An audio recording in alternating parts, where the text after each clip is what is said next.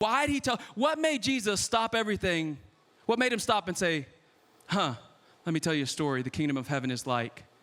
What made him tell the story? So that's the first question we're going to ask together as we study this text. What made Jesus tell the story in Matthew chapter 20? What was going on? What was happening here?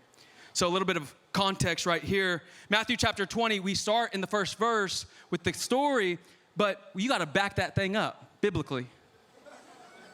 Biblically, okay? You got to back it up to Matthew chapter 19. What was happening in Matthew chapter 19 that caused him to tell the story in Matthew chapter 20? Well, let me just tell you. I'm going to give you the Cliff Note version. You can go through and you can read it this week.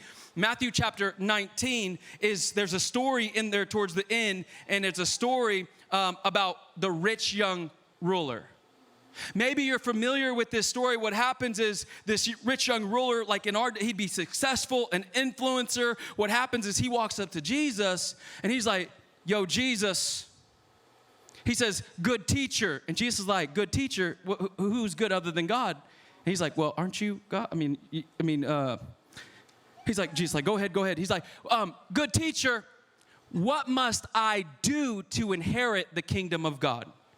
Notice how he enters this conversation transactionally.